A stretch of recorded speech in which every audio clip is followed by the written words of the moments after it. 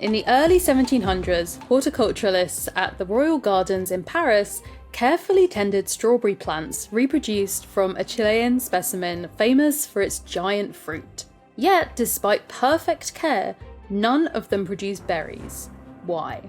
In the early 1700s, horticulturalists at the Royal Gardens in Paris carefully tended strawberry plants reproduced from a Chilean specimen famous for its giant fruit. Yet, despite perfect care, none of them produced berries. Why? I'll be the first to admit my horticulturalism is a little wonky these days. Just because social media and stuff. I haven't paid attention to my classes.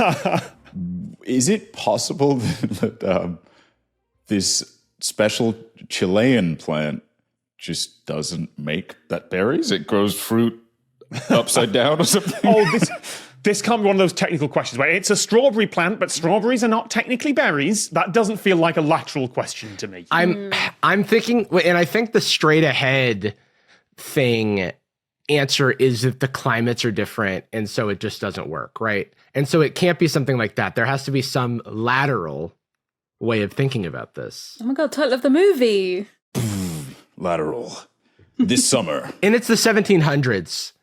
So yeah, that's true. Everyone was 1700s pretty bad at stuff in the 1700s. Okay, but yeah, you're right. They would have been bad at stuff. And I don't know where strawberries are originally from, like which part of the world. I don't know if they're originally European fruit or originally South American. Like maybe they just didn't understand how this thing worked. I'm wondering if they legitimately they got the wrong plant. Like they were just like, we saw some strawberries and so we got some of the seeds. What the hell is going on here? And it was like potato foundation. Yeah, they didn't know that the seeds on the strawberry were like the little parts on the outside of the strawberry, and they thought the seeds were something else. But the perfect care aspect is throwing me. Yeah.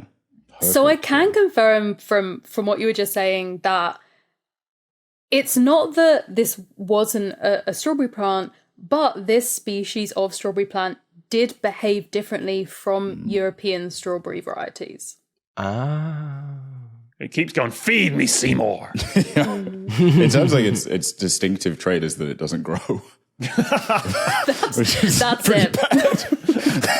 For a plant, not great evolutionary, but it does troll 1700 horticulturists in Paris. Yeah, it was a prank. I'm wondering, is it a situation where there's like a plant that it looks like a strawberry, but it's actually like not a strawberry, and so they were like caring for it as if it was a plant that it wasn't? Nope, these were strawberries. And as kind of it says in the question, this was also a strawberry plant that was famous for having really good fruit. Like it definitely did.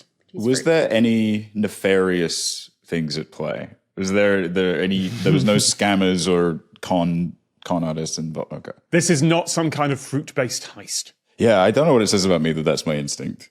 This does seem to be the true crime episode, to be fair. Yeah. I love to lie. Yeah, it's not a story of sabotage. Oh man. Okay, they were bad at it. They were bad at something. They were caring for it perfectly, but they didn't understand something that was going on with this plant. Was that fair to say? Yes, there was a key piece of botanical knowledge that was missing. Was it an achievable goal? Was it something that they could have done? Anything that could have been different? Or was this like a foundational problem? They never could have done it.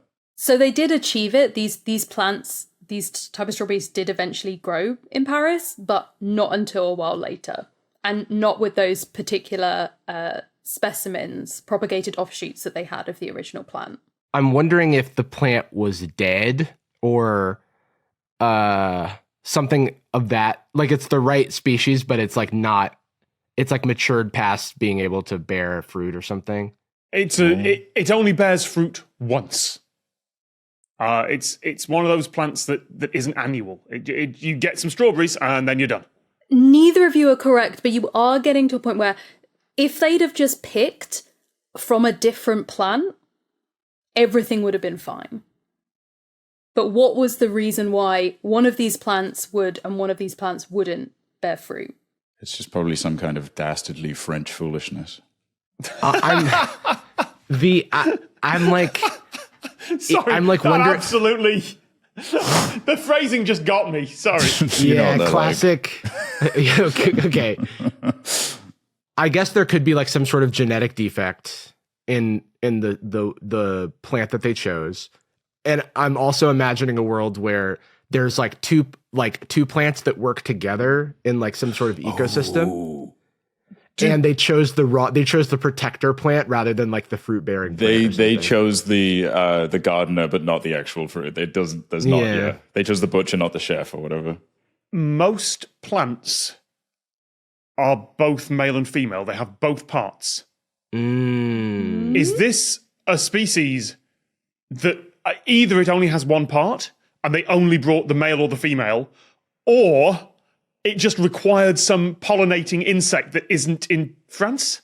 I've just thrown two ideas out there. Tom, I like that. Your first answer was entirely correct. They had managed to import all female plants. All female. No males. Well, that explains it. Because they didn't want to work, huh?